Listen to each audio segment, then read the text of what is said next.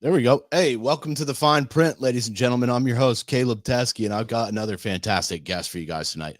We're going to be switching up a little bit from the weed conversation, and we are getting a little bit of a late start, just having a couple technical difficulties. But I do want to thank some of my previous guests here. I've had some great shows lately. Jenny RG from Jenny's in New York. If you haven't read the story about Jenny, you guys got to check that out. Leo Stone from Aficionado out in Humboldt. Great conversation with Leo about genetics and breeding. Carl Giannone from Trade Roots in Mass. Travis Cesaroni, Chris Hudala at Pro Verde Labs. Just a lot of great guests, and I got some wonderful guests coming up too on Thursday. I got Pilar de Jesus, who's from Brooklyn or Harlem, and was an activist for the National Expungement Week back in the day. And on Tuesday on the 9th, I got Keith Stroop coming on, who is the founder of Normal. So stay tuned. I got some really great guests. I'm all booked up this month. I got 12 guests. And tonight is a guy. We're going to do an artist spotlight tonight. You guys know I love talking to artists, and I've had a lot of rappers on the show and DJs and art painters, graffiti artists. And my friend Brianna Woodward, who did my logo, who is a stand-up comic. And tonight we're going back into that realm. And this guy I met when I was doing stand-up comedy. Some of you guys might not know that I did stand-up for a number of years. And this is a guy I met in my travels. He's been a professional comic since 1996. He's toured the U.S. He's done a number. He's got a bunch of credits that we're going to dive into later. But I don't want to spoil too much of that yet. And please welcome to the show, Richard Francis Williams. Richard, hey, man, thank you for being here tonight, my friend. How are you? I'm got doing the technical difficulty solved. Yeah, cool. Before we do anything serious, would you mind giving us a 5-minute life story? Sure. I was orphaned at age 8 in Schenectady, New York. My dad left before I was born. He took himself out of the game, so to speak, when I was 17. Never met him. Talked to him one time on the phone. My mom, the joke I do in my act is my mom got pregnant with me when she was in high school. So technically I've been to 2 senior proms. And boy, was I drunk at the first one. She unfortunately died when I was 8. My grandparents had custody of me, but my grandmother died when I was 6. So it was just my grandfather and I. Grew up in the hood. We were upper class poor. My grandfather got remarried to a Southern Baptist named Dixie and made me burn all my Dungeons and Dragons games because she said I was casting spells on her. Yeah. Lived out in a soybean field, a little country home next to soybean and cattle corn. And then after a few years there, they decided they were too old to raise me. So I moved back up to Schenectady with my mother's cousins, and everything wound up being great. I went to college, spoke at graduation. I was always seeking attention and approval, probably because of my childhood. And I was a host of this thing called Cavalcade in college. And it was my first time really doing anything related to stand-up comedy, and I loved it. So after college, a guy in my fraternity was doing an open mic. And he said, "Hey, you'd be great at this. You should try it." I tried it. I got hammered before I did it. And I don't even remember most of it, the lights. And I bombed, but I did well enough that I was like, wow, they really liked me. So that was in 1993. I moved to Boston to try to make it because there was only one open mic in my hometown. And when you're not funny and you're not from Boston and you're trying to make it as a comic in Boston, it's not a good combination. So after 6 months, I moved back to Schenectady. That seems to be a recurring theme in my life, moving back to Schenectady. I got real serious about stand-up, getting blown out here. I have the whitest skin, so any kind of light makes me look like that movie Powder. I happen to look a lot like Bill Clinton back in the day. And so I used that at the end of my act to get gigs. And I got real serious in 96 about it. And Tom Nickey He owned the Albany Comedy Works in Albany, New York. Excuse me. And he gave me my first opportunity to MC and do a guest set. And he MC'd me every other weekend. It gave me a tremendous amount of experience. And Bill Burr gave me great advice. He was headlining for the very first weekend of his career on the road. And I said, hey, is there anything you could tell me? He said, yeah, you got to look at it like you're a bodybuilder. You can't, if you're a bodybuilder and you only go to the gym once a week or once a month, you're never going to get bigger. You got to do it every day. You got to write every day and perform every night that you can. And I said, well, there's only one open mic here. There's only one club. He says, it doesn't matter. Go to poetry open mics, go to band open mics. And I did. It was amazing because they didn't really want to hear comedy. And so if I got even a little bit of a laugh in those venues, I knew it would do really well at a comedy club. So that was part of paying my dues. And then I started doing the Bill Clinton stuff more. I made a videotape of one of my little appearances here locally, and I sent it off to the Adult Video Awards in hopes that I would get booked there and I could do stand-up at the Porno Awards, like the Oscars for that industry. And sure enough, I got booked. And the club owner, a guy who owns a club in Cleveland, Ohio, told his booker, he said, you got to book this guy. So they were going to headline me, and I was barely an MC at the time.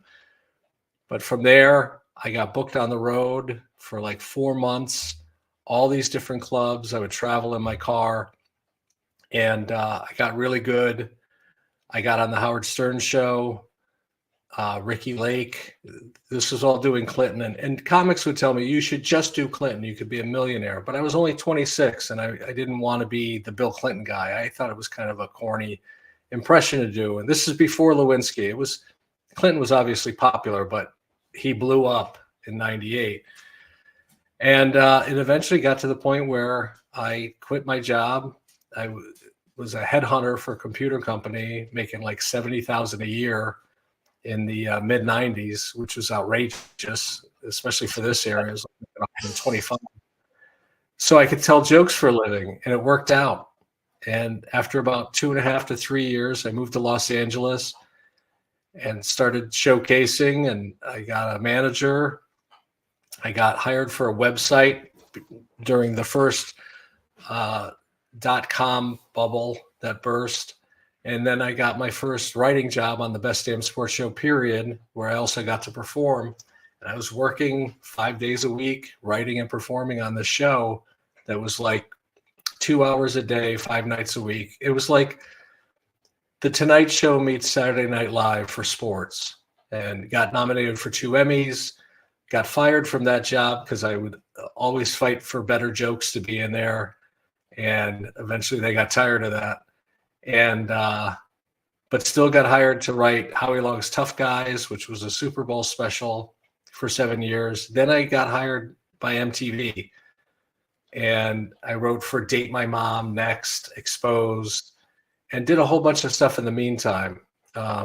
Wrote for Sports Soup on a channel called Versus. That was like a sister show of that show, The Soup or Talk Soup. They had a couple different ones. This one was just for sports. And then I think the ultimate for my career was I sold a movie idea to Tim Allen and Disney, and then wrote the script. They didn't make it, but it got me in the Writers Guild, and it was like planting my flag. Yeah, I finally made it. And then unfortunately, I got this rare balance disorder. It was either from the flu, or it was from, I was on those SSRIs for depression.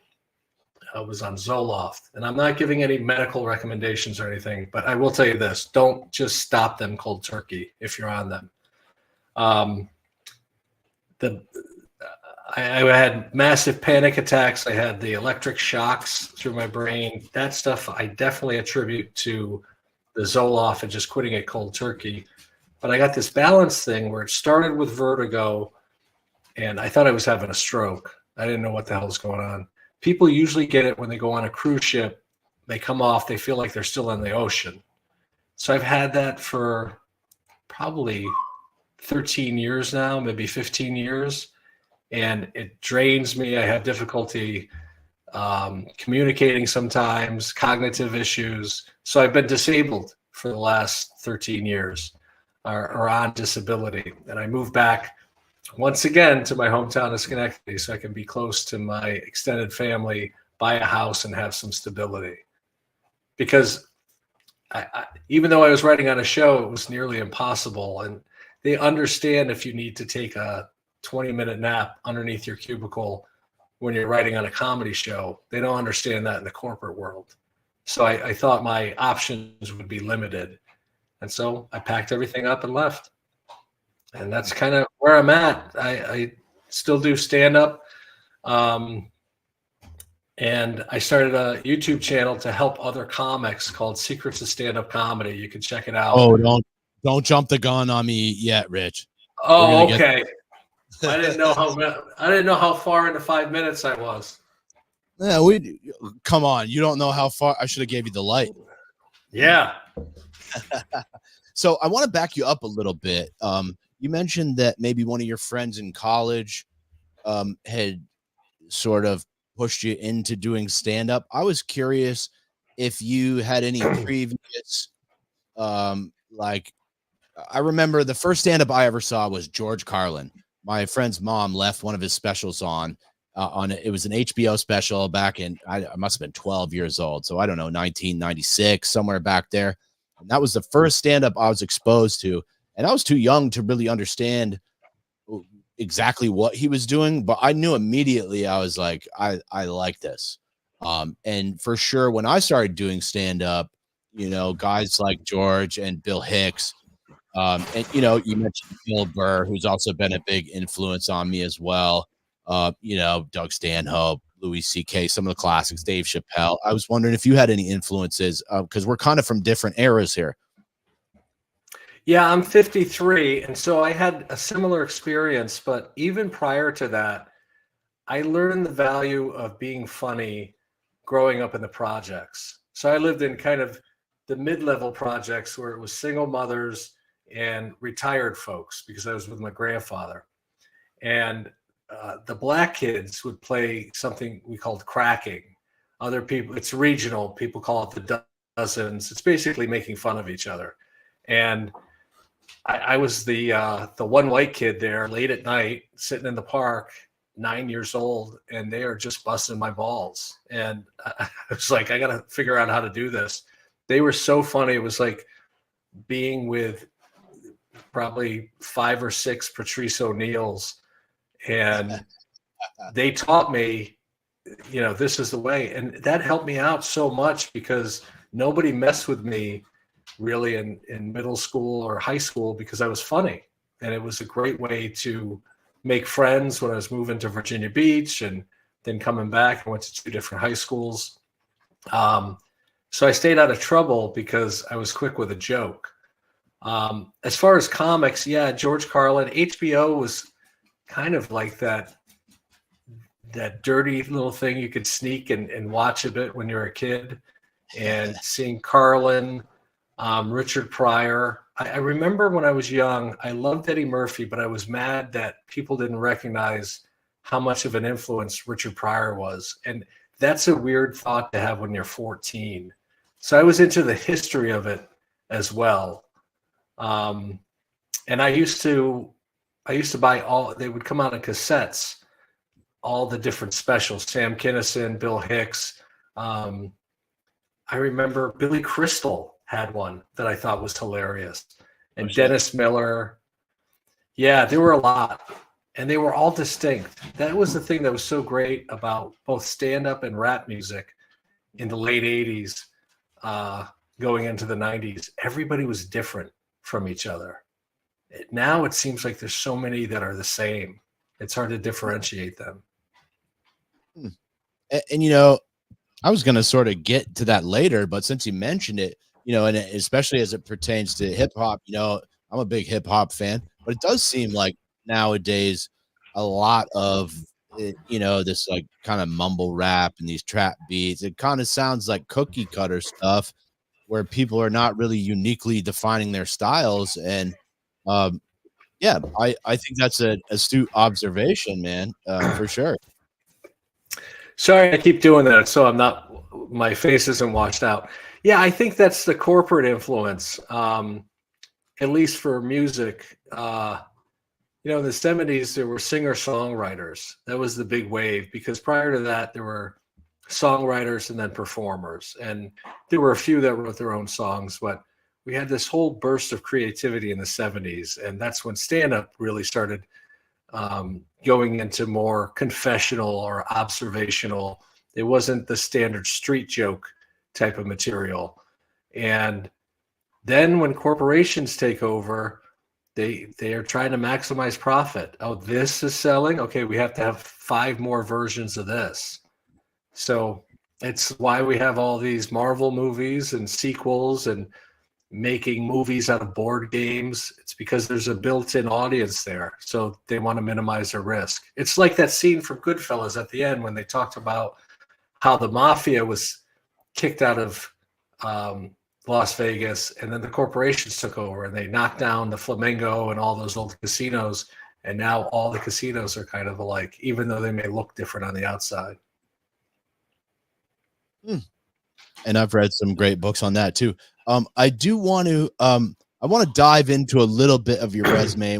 We're gonna backpedal a little because obviously when we met, and I had the pleasure of doing that show with you at Burke Mountain, and I had a great time meeting you there and being funny with people. But you've got some great credits here, and I'm a little curious. One thing I'm super curious about is the difference between. It seems like you've done a lot of stand-up and you've also written for TV. I was wondering maybe you could tell us a little bit about the difference between writing for TV and writing for a stand-up act. Well, and there's even another dimension. I've written for a lot of very famous comics as well. And so each of them have their own pluses and negatives. The great thing about writing for myself is that I'm the complete author, editor, performer of the material. I go on stage, I live or die based on my performance and what I've created. I have to convey it, all of that. Writing for TV, if you do a sketch, there's more people involved, there's editing involved. If you have a bad editor or you're not involved in the editing, it could completely lose that magic of the humor. Excuse me. I really enjoyed writing for the Best Damn Sports Show, period, because Tom Arnold was one of the hosts, and we would give direct jokes to them. There was a segment at the end called Things You Wouldn't Say To, and it was a roast, like things you wouldn't say to Patrick Ewing from the Knicks. And they would pull the jokes out of a hat, they would read them, and they were just, you'll never have a ring, a joke based on that. Yeah. The great thing about that was that because it was a daily show shot live to tape, once it was done, it was all gone. It was wiped away. You had to start fresh the next day. So I enjoyed that aspect. And also seeing my material go right on TV that night. So I would go down to the bar at the Improv in Hollywood and have them turn on Fox Sports, and we'd watch it sometimes, especially if I was on. And the next day it's fresh. So a lot of times stand-up comics, I'm certainly guilty of this myself, you get an act, an hour that works, and you hang on to it because you know it works, and it's risky to try new stuff all the time, especially if you're headlining. The show's relying on you. So you keep doing jokes for 10, 20 years. And it gets stale after a while. You're on stage performing, but you're really thinking, oh, I got to take the dogs out when I get home. I got to do laundry. I have to ship stuff for eBay, whatever it is. And then writing for other comics was great. It was hard to determine how much to charge them for stuff because on one hand, they might not like any of the jokes. And then what are they paying for? On the other hand, you're giving them a joke or a chunk that they could do for 10 or 20 years that they're going to make a lot of money on. So that part was hard. But for me, to write for someone else, when I'm writing for myself, I know every facet of myself, and I don't know how I look to other people, the audience, when I'm on stage. I know what these other comics, what their persona is. So it's much easier for me to rip out 20 jokes for them. Okay. And I do want to ask you about the Adult Video Awards. And I know you said you didn't want to be the Bill Clinton guy, but I saw that recently you were featured in a little cameo in a documentary. And I think you do a killer Bill Clinton. I'd be curious to hear. And you also said, I think maybe you did the show twice. Yeah, I did it in '96, and they flew me out there. I forget what casino it was, but it was great. I mean, a 26-year-old guy's wet dream. I'm surrounded by porn stars, and this is back in when there was a studio system. They actually had stars that were signed to contracts, and like a Chasey Lane. She was my favorite back then. I got to meet her. It was insane, but they took it so seriously. There was this tremendous comic who was a ventriloquist act named Otto and George. His name was Otto, and the puppet was so dirty. They did the awards the night before. They did the gay porn awards, and they had done it the year before that, the regular porn awards. But some of the porn actresses were upset and complaining that he was too dirty. I'm like, you're porn stars. What are you talking about? So yeah, because I was, I stayed in character, or at least I looked like Clinton for the after parties. There was all this paparazzi involved with that world, and we were in a condo, like this big suite at one of the casinos with all the porn stars and the paparazzi and multimillionaires. And suddenly somebody goes, Bill Clinton needs a blowjob. And they're all chanting, blow job, blow job. And this one actress was coming towards me, and I just see everybody with cameras. And so this is going to sound crazy because I was performing as Bill Clinton at that award show. I still had respect for The Office, and I didn't want to ruin whatever career I was going to have by having pictures of me getting a blowjob by a porn star looking like Bill Clinton. And so I'm like, no, they wouldn't let me out of the room. I'm like, I know how to fight, so I'm getting out of this fucking room. So that was crazy. And I had offers to appear in like Hustler magazine. They wanted me to do a spread as Bill Clinton, naked with like insertion and stuff. I'm like, no, but how much would it pay? They were going to pay me $2,500. I'm like, that's nothing. There's no way I would do that. And then all the Lewinsky stuff happened the next year. So I did it in '97. And then the Lewinsky news broke in '98. So in January of '99, they're like, we got to have you back. And so, yeah, I did it a second time, but I was like 4 hours into the show. By that point, they're all drunk and they're like roaming around. So it didn't go as well. But the first time I killed. That sounds like a lot of fun, man. I didn't get laid at the porn awards either time. How crazy is that? Wow. Yeah. Even as Bill Clinton. Because wow. I was still pretty innocent in my mind. And I do remember this. So I became friends with a couple of the porn stars. Nina Hartley, who's still in it. She's been around forever. Ron Jeremy, who my buddy and I made a movie with a few years later called Being Ron Jeremy. It was a spoof on Being John Malkovich. It's on IMDb. It was straight to DVD. And this guy named Buck Adams. Yeah. And I remember I was with Buck Adams and a bunch of the starlets at the Rio at like 3 a.m. And this one, she was dressed like a showgirl, a Vegas showgirl, big boobs, and kept flirting with me. And finally I'm like, all right, let's you can give me a ride back. Let's go. She goes, oh, you don't want to. I'm like, what do you mean? She's like, you don't know what you're getting into. I'm like, what? I'm hammered. I'm 26. She goes, no, I'm a man. And I said, look, if you don't want to hook up with me, that's fine.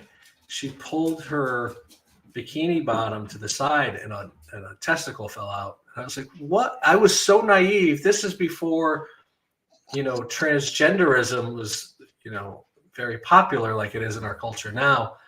I didn't realize that a male body could get implants. And I was just like, what this is insane. So yeah, just didn't work out for me. And all my friends were making fun of me. You went to the porn awards and you didn't get laid? Yeah. It's not like that's a perk of doing it. They don't go, all right, here's some women for you. We got a comment here. We got a comment here from Jim Perry, the cop comic, police officer, comedian. Richard rocks. Great joke writer. Helped me a great deal. Thank you, sir. Hey, Jim, thanks for tuning in, man. Yeah, Jim's great. He so I do this thing with comics from the web or the YouTube channel where I offer one-on-one personal coaching, and I'll help them out, tag stuff, and sometimes people just need somebody with a different perspective, with a lot of experience, to go maybe move this to this part and shift it around. It's not so much like writing for them. It's more like being a mentor or a hitting coach, a batting coach. Like, no, you need to move your swing a little more like this. Yeah. Because like I said, you don't realize how you look on stage, but other people do. Yeah. Sometimes cops need a little help being funny. Thanks for tuning in. He's a former cop, and what's interesting about him is I guess he was too nice. I don't want to tell too much of his story, but he was a kid cop, basically. He was a dare cop. So even I like cops personally, but for those who don't, he was helping kids get on the right path. And so I think that's admirable, no matter how you slice it. He says McGruff says hi. Yeah, the crime dog. I remember McGruff, Jim. Yep. Yeah, he does a whole thing at the end of his act where he's like McGruff if he got fired for stealing drugs, and gives the audience, like adults, the anti-dare advice. It's very, very funny. I used to do a little bit about McGruff too. I said, oh, it's a big dog with an Inspector Gadget jacket and a hat on, and that was just cops trying to convince us that they're not pigs. Dear God. Sometimes that would kill, sometimes it would fall totally flat. But yeah, I want to keep it moving here, Rich. I want to ask you, one of my favorite moments from you was this video, and I've been watching this a bunch of times, was when you were featured on Premium Blend back in the day. Mm-hmm. Yeah, tell us about that a little bit, because that was awesome. And Damon Wayans was there. What a great show that must have been. It was amazing. I did the sorry, my dogs are a little bit crazy. That's all right. You don't got to, guys. I was fortunate because I always believed in myself, even if nobody else did. And I got the HBO Aspen Comedy Festival. Just one of the bookers saw me, believed in me. Normally, you had to have an agent or manager to get booked on that. And so out of that, I did all right. I did pretty well. It was in Aspen. It was the same weekend. I'm sure you're a big fan. I remember your old profile pic. It's the same weekend that Hunter S. Thompson committed suicide when he was in Aspen. So it was a kind of a weird time. It's 2005. And then I think it was 2005. So then I got Premium Blend from it. And yeah, it was in New York City. They filmed probably 4 of them with 4 comics each. So there were a bunch of us. And this is back in my drinking days. I got hammered the night before. I shouldn't have done that. So I was hungover when I performed.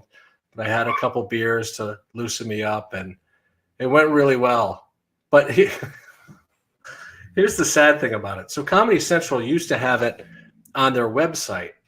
So people would say, hey, can I see a clip of you? I'd say, yeah, here's the website for Comedy Central.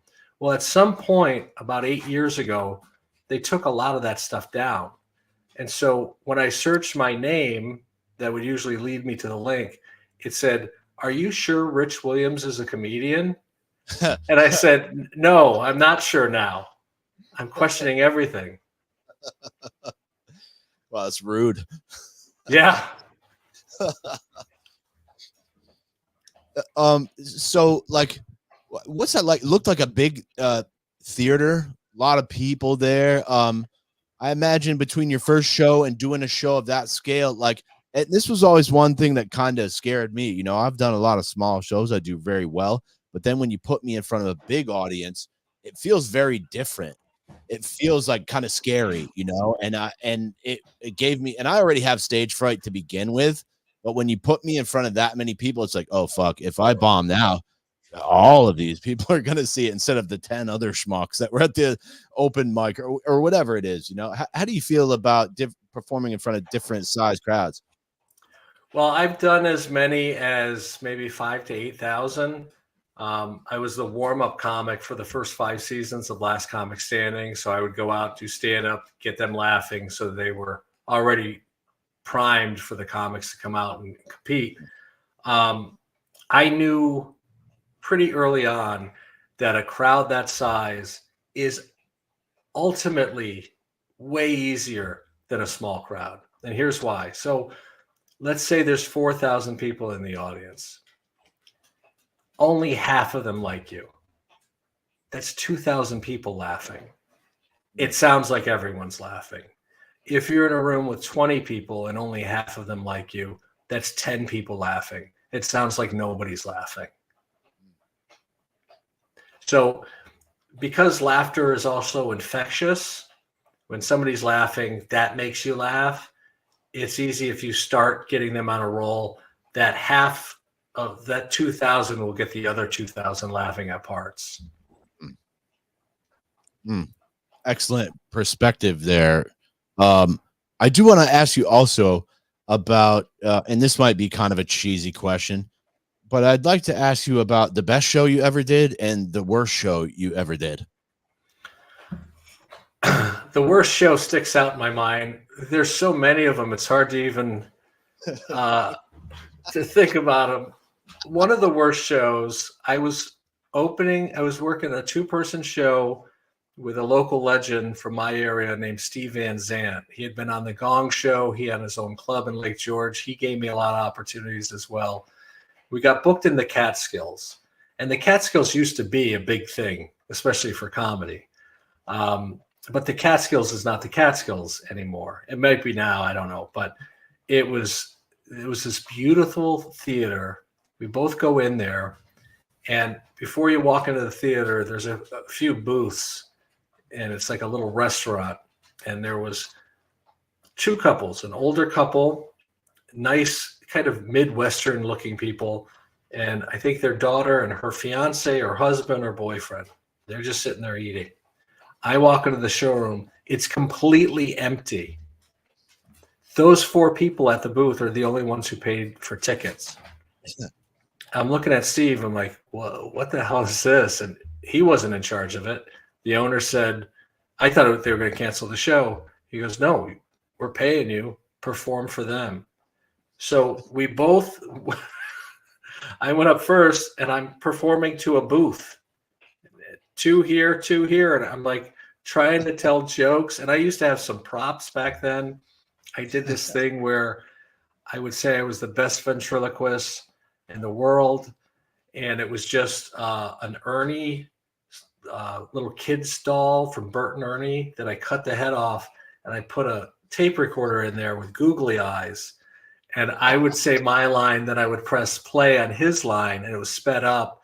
And then I'd eventually have him, I'd say, I can drink a beer while he sings a song, and then just play it. And then he would start singing and then complain that I didn't even write lyrics. He's just going funky dunk, lunky dunk, and then I did stuff to him in the hotel room. And then I'd smack him across the room and he would break. Imagine doing that for 2 parents, their daughter and her beau. It was not good. And Steve killed. That's the thing that pissed me off. So even if I had any complaints, Steve went up there and like made them laugh. Okay. The best show I ever did. Yeah. I don't know that there's one in particular. That's more like there's moments when I get out of my head and doing my act and just start going off and talking about whatever comes into my mind. It's surreal and absurd. Kind of that I don't like using these phrases that have been overused, but it's like being in the flow. It was like I was painting and not thinking about the paint or what I was doing. So those are always great. And, something else I wanted to talk to you about was this idea of, and I've seen this a lot in the entertainment industry, specifically as it pertains to comedy. And this is the idea, and speaking of overused phrases, but cancel culture. We've seen a number of comedians get in trouble. I'm sure you read the Louis C.K. stuff. But I'd be curious to hear your take on this because, as we've seen, you came up in a different era. You've been doing comedy for almost 30 fucking years. And it seems like the landscape is changing. I'd love to hear your thoughts on that. Well, I have a lot of thoughts on that. Again, it goes back to growing up. I was the minority in my neighborhood. And in the 70s, we didn't think of it. I mean, obviously, you knew who was white, who was black, who was Jewish, who was Latino, whatever. But making fun of each other was a bonding thing, especially with boys. I think that's one of the other things. When people say, why aren't there more women in comedy? I think there should be if they want to do it. But I think that's how men connect with each other. They make fun of each other. The old saying is that men will tell lies that they don't mean to each other, meaning jokes, and women will tell compliments to each other that they don't mean. Huh. So in about 2015, I heard this expression, punching down. You're not supposed to punch down as a comedian. And I immediately was like, yeah, that's bullshit to me because I don't see myself as above anyone. And that was like, not a lot of people had anything to say in regards to that. And they would say, well, you're a white straight man and this and that. And I'm like, I'm also a disabled orphan. Like, I'm an individual. That's the ultimate minority. And I remember, I've told this story many times, but it's something I really believe in. I just saw Matt Rife do something similar. So when I was on the road in 98, I was at the Mall of America. There was a comedy club. And I used to do this joke, whatever the bad movie that was out that week. At the time, it was the live version of Scooby-Doo with Freddie Prinze Jr.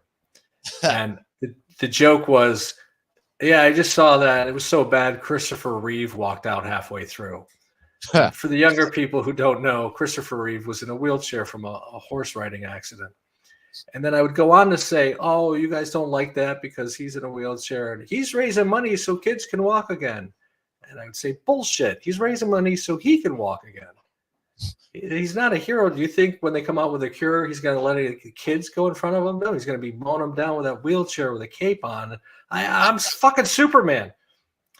So the second or third night in the audience, after I'd done the joke, the next crowd comes in, and there's a guy in a wheelchair. He's a quadriplegic. He has one of those straws you blow through to navigate, and he's sitting right up front.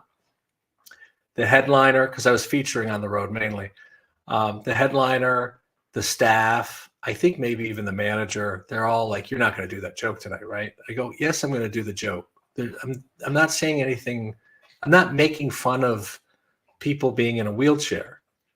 I'm trying to get to another point. That's just the vehicle, pardon the pun, to get there. So I do the first part of it.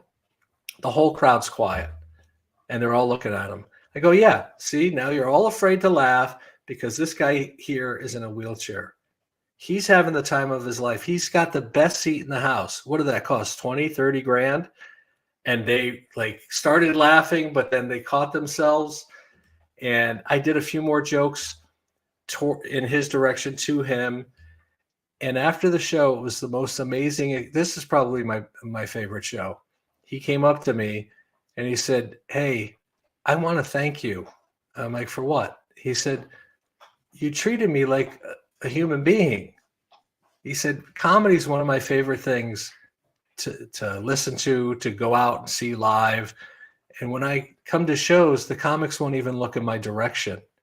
But you treated me like I was just another member of the audience. And thank you for that." And so I get upset with all these people that are always they're trying to be offended on somebody else's behalf. I think I never go out there and maliciously try to make fun of someone. That's just not my spirit. I'm there to entertain them and maybe make them think a little bit differently about something. But yeah, I don't believe in this.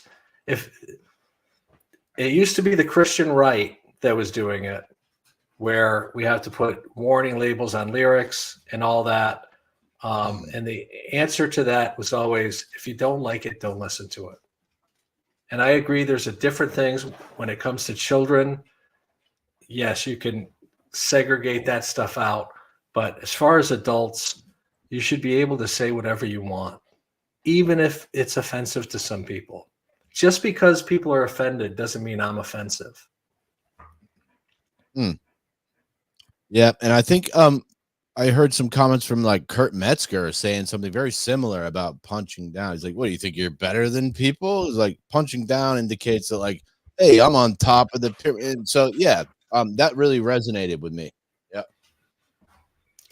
Yeah, and the reality of it is, it's just a tool that's being used to attack a certain group of people. I happen to be in that group, and if I complain about it, oh, the white guy's facing discrimination. Like, nobody wants to hear me bitch and moan about that, so I don't talk about it that often.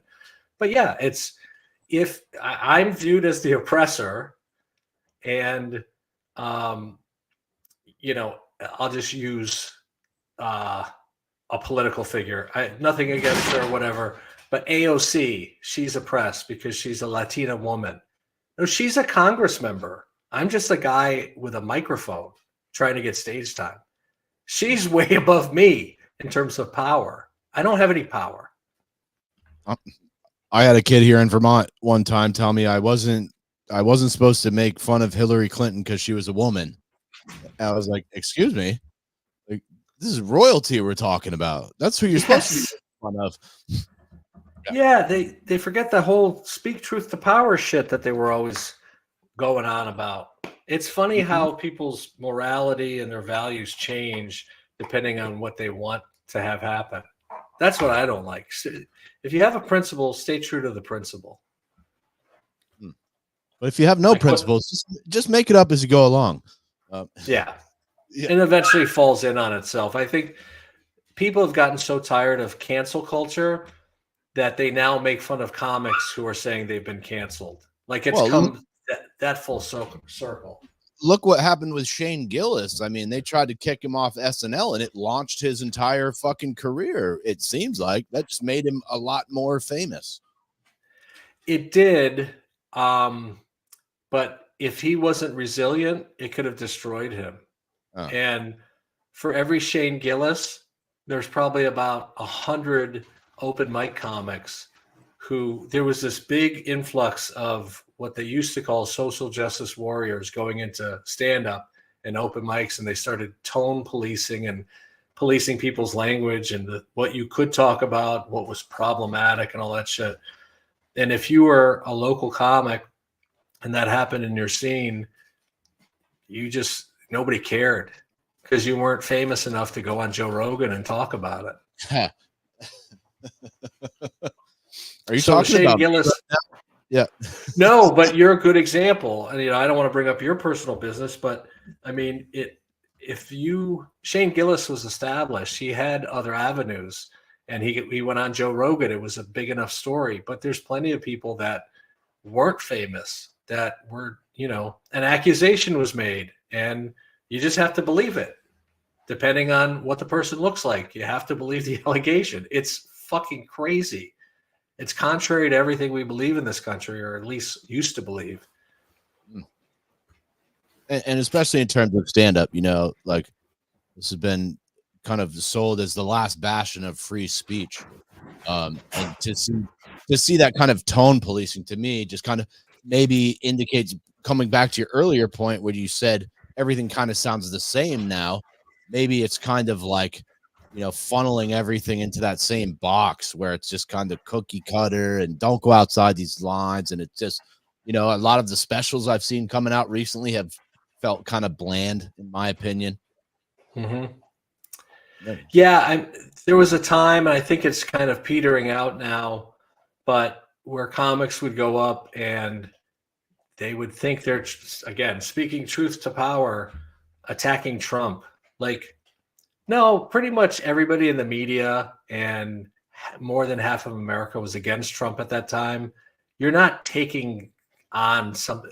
Like, if you want to take something on, we all know there's certain groups that cannot be discussed, let alone made fun of. And so they were trying to get applause from the audience and like, yeah, right on, instead of laughter.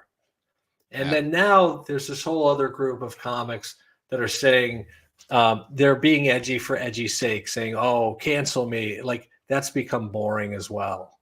I agree. Yeah. And there's a lot. And here's Joseph Calderon. I want to hear my friends and enemies. How else will I know who to punch in the face? Hey, thanks for tuning in, Joseph. He's got a weed company in New York. Nice. Yeah, Joseph's been super supportive. I do want to keep it moving here. I got a couple more for you, and I do want to dig into. Let's do the YouTube channel, because I checked that out a little earlier today, and in the standard comedy fashion, I guess, rule of three, I pulled up three, and I was hoping you'd give us your take. Let's see. The first one was "Right Like You Just Got Dumped." Yeah. One of the main things I talk about on the channel, it's difficult for comics that are starting out or comics that have been doing it for 30 years, is when you sit down and try to write a joke, because I'm a comic, I'm going to write something funny. We're not funny like that. We're funny when we're joking around with our friends or trying to make ourselves laugh and just responding to something. So if you sit down and try to write a joke, it will sound like a formulaic thing that's not that funny. It might be amusing.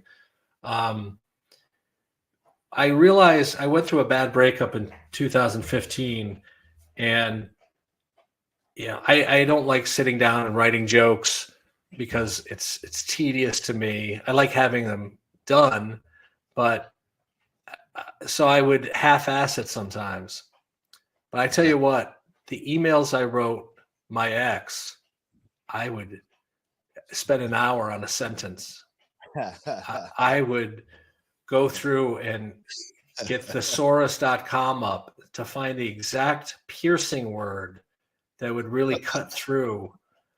And then after I was done, I would reread it and edit it and go over it because I was so passionate. I was so hurt at the time that I put everything into it. And when I hit send, I wanted another chance at it. I wanted to unsend it and do that whole process again. Then I would read it to make myself feel something like, yeah, I really got her good with this point and this choice of words. So if you can do that in any type of writing, I think it's going to be way better because you're completely immersed in it. Did you ever get her with any of your words, or was it kind of, did you regret any of those emails, as I have done? I didn't regret them because I was never mean. I may have been mean in some texts or when we spoke, but that's not my personality. It's more trying to persuade and trying to explain myself and have her see from my perspective. And that's what I do on stage. And that's what I tell comics to do on stage.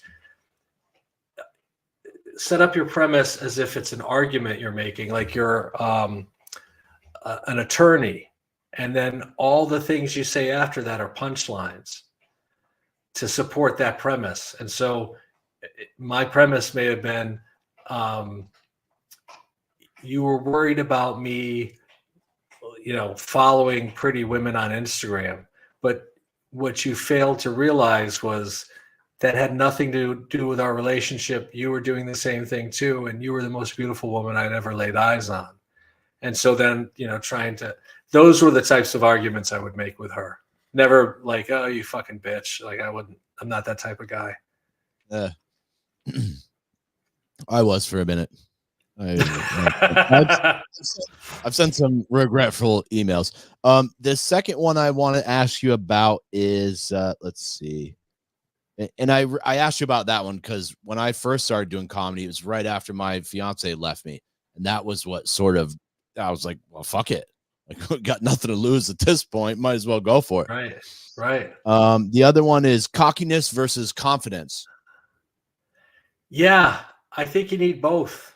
The confidence comes from experience and knowing that your material is good, because I'm trying to do a whole new act now, but when I was doing it prior, I could go on a limb with the audience and risk losing them, risk bombing, because I was confident that I had 2 or 3 quick jokes that I could lay out and get them right back.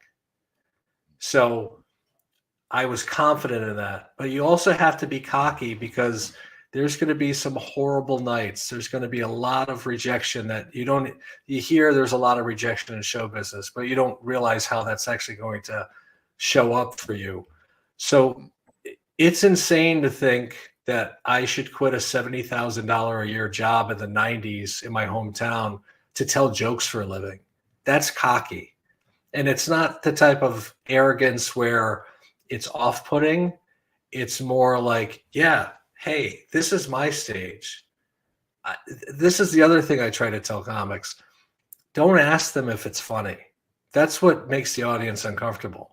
When you do that ta-da moment, you say the setup, then you say the punchline, then you wait for the reaction. They paid me to tell them what's funny. They paid money to hear what I think. Who the fuck are they to tell me what's funny? I'm the professional.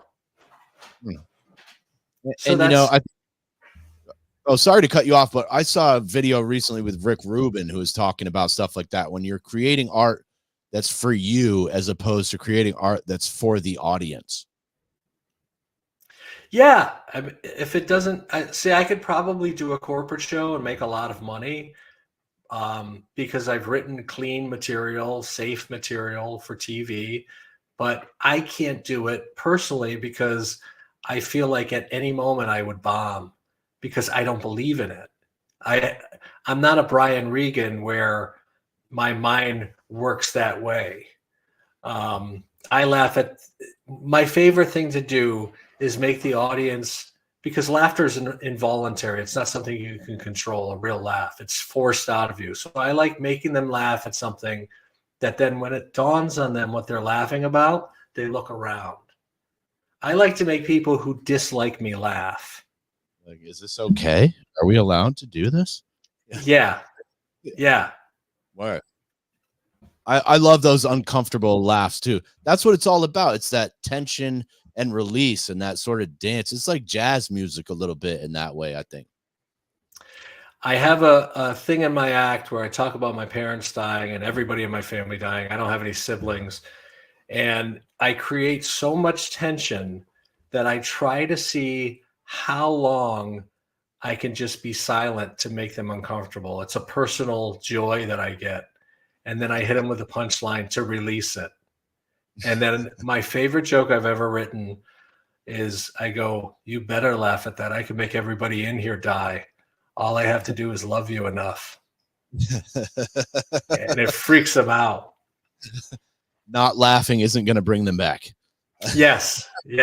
That's literally one of my jokes. Yeah. I know. I did some homework, Rich. Yeah. My man.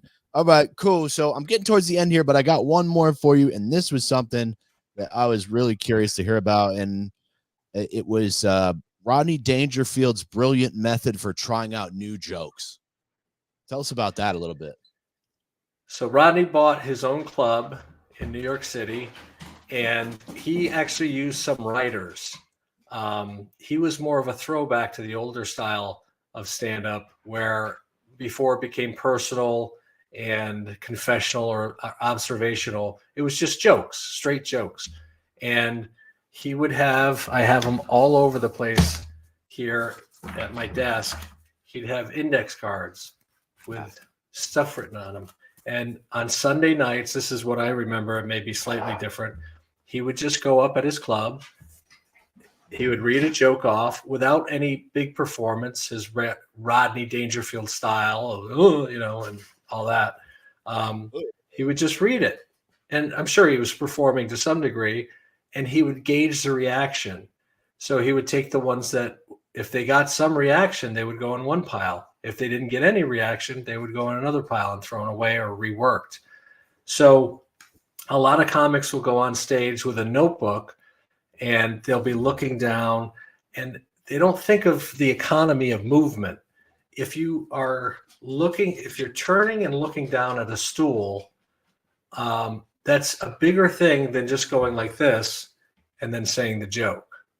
This, you're still in it with the audience. It doesn't look like you're cheating. The other one looks lazy, and now people will scroll their iPhone, which to me I don't like that at all, because for some reason it looks like they're checking their Facebook or something. But it's always very clumsy, and if they're like, okay, I got one here, blah blah blah blah blah. Hold on. It's like, yeah, it's like I have my notes right down here on my phone, but I try not to look at them because I'm trying to stay engaged in the conversation. And I could stand it up here next to the monitor, so it kind of looks like I'm still staring at the screen. But it's definitely distracting. It's like, oh, now I'm looking down here. I'm not engaged with the audience who came here to fucking listen to me. Right, and you doing on the podcast is fine because I can't see a phone. But and plus, you should have notes. You're doing a different type of thing. With stand-up, the expectation is that it's memorized. That's like one of the first steps. But it's understandable if you're doing new stuff at an open mic, you need to refer to your set list or your jokes. But I think because outside of stand-up, if you're talking to somebody and they start looking at their phone, it automatically reads to me as rude. And so if they're doing that as a performer, it just bumps it up a notch. Right. Or rude, or they just, what you're saying isn't that interesting and they don't care about it, Right. And so when you see a comic do that on stage, that little part, whether you're conscious of it or not conscious, you're already putting that negative on top of it. And then you're also saying, oh, they don't even have this memorized. Very interesting. Whereas if I'm just doing this, Caleb, the emails I'm setting for my credit card are getting progressively more aggressive. We need to talk. What's your fucking problem? I didn't even do that right. I want to talk to you about your fucking car's warranty. Oh. So, everybody, I'm here with Richard Francis Williams. I'm winding down. I'm towards the end of my shit, but I have been noticing your Dear Diary series on social media. I was wondering maybe if you'd tell us a little bit about that before we get out of here as well. Yeah, so there's this whole wave that's been going on for a few years. I wasn't aware of it until relatively recently, where comics are, because they need to feed the algorithm and get their name out there, and I totally understand why they do it. They need to post a lot of clips on TikTok or Instagram or YouTube. Unfortunately, instead of writing new material and relying on that because they're afraid they're going to burn that material, that the audience will remember it when they go see their show, they're showing crowd work. And so I've talked to some of my friends at some of the major clubs, and they say, yeah, Showcase, every comic has their phone set up and they'll do a couple minutes of jokes, but then they just do crowd work. And that's to get a fan base on the internet to come out and see their shows. But when they see their shows, they're not getting stand-up, they're getting more crowd work please the people on the internet. So it's this weird thing. Crowd work used to always be seen as kind of weak. It meant that you didn't have a lot of material. There's some people that do it brilliantly. Yeah. It's their whole act. Jimmy Brogan, who was the head writer for The Tonight Show, he's made a career off doing crowd work. But it's kind of a cheat, and it incentivizes the audience to heckle, which we've spent decades trying to get them to not shout stuff out, and now we're encouraging them to. And as a paying member of the audience, I don't want to find out what the guy next to me, how long he's been fucking married. I don't give a shit. I want to hear what this comic thought up and worked on and wrote. So you don't want to know. You don't want to know what he does for work. Yeah, it's just like, it's the easiest thing in the world to do. It's a parlor trick. So to prove a point, I started doing a TikTok or Instagram reel. I would post them on both every single day, and I haven't been going to open mics because I've been having van troubles with my fuel pump. So I'm like, all right, let me create something where I'm doing stand-up, but in my house. And I would record myself writing in a journal, and I'd say, "Dear Diary," and then it would just be a joke. I'm trying to think of an example. "Dear Diary, I had a lady come over last night, and I told her what I tell all of them. If they're sloppy when you take them out, it's okay to leave them in. You know, maybe pull a nip out over the top turnbuckle, spice things up." And it's just like a little one-off. I did 30 of them in 30 days, and it's been fun. And I'm going to adjust that and figure out where to go from there. I still love your Valentine's Day video where you're like, "I'm at home eating fucking gummy bears," like in front of the fire on the couch. That was during that bad breakup. Oh, we had just broken up, and that was like my hope that she would see that and realize, like, I'm still sad about this. And so a good little piece of comedy came out of it. Wow. You handled that better than I handled my last breakup, my friend. What'd you do? I went and drank a lot and said a bunch of shit that made the situation infinitely worse, and fucked up any chances of that ever working out again, which was what I was trying to do, but maybe not what I wanted to do. It was just, I was very upset, and I didn't handle that well. But I did start doing comedy after that, and some of those jokes went very well. So it took a little while to bubble. Yeah. You burned the boats. Well, I burned that all the way to the ground, which is what I wanted, and then later realized maybe I shouldn't have done that. But you live and learn. Anyway, I'm about to get out of here, Rich. I want to pull myself back up. Richard Francis Williams, I want to thank you so much for being here with me tonight, man. This has been a fantastic conversation, but I do also want to give you the last word. If there's any shameless plugs or shout outs that you want to give, now is the time. And it's been a pleasure speaking with you tonight, man. Thank you. It's great to catch up with you. Yeah, it's been a while since I did that gig. I remember you being really funny. As far as shameless plugs, I've never been good at that. That's probably why I reached only a certain level of success. The YouTube channel, Secrets of Stand-Up Comedy, I made 128 videos in 5 months. I did 100 videos in 100 days.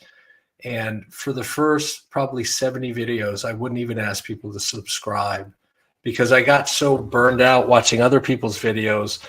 And I never wrote a book to sell to comics. I don't have a course for them. So yeah, if people want to subscribe to that, if you're interested in stand-up, I think it's very helpful because I'm not a formulaic person. I'm not trying to make a quick buck off of people. I'm just sharing what I learned from other comics and from my experience. I do offer the one-on-one personal coaching, and I'll punch some stuff up. It's an hour session. They send me their stuff ahead of time. I go through it so it doesn't count to the hour, and it usually goes longer than an hour. And for April, I'm doing it $50 for a session, because one of the saddest things in the economy is so fucked right now. And I see comics, they'll send me messages, hey, I'm saving up for a session. I'm like, I don't want it to be like that. I want to help people. And $50 seems reasonable to kind of leapfrog where they are right now. But other than that, the one thing, and this may sound corny or gay with a G-H-E-Y, that way I'm not being homophobic. Be nicer to people. Like, that's my whole thing. Like, I go on X, used to be Twitter, and people are just mean for no reason. And it's just over and over and over again. And there's, especially from people that think that they're good people, they think they're empathetic, and it's just shitting on each other nonstop. I always think, I'm big into politics, and I don't want to get into that, but I always think the people on the other side, for the most part, the majority of them want the same thing that I do. They want it to be a good country. They want it to be good for everyone. We disagree with how to go about that. And it's sad as we become more fractured, because people don't do human being stuff like meet up at a mall. Like, when's the last time you went to a mall to hang out with somebody?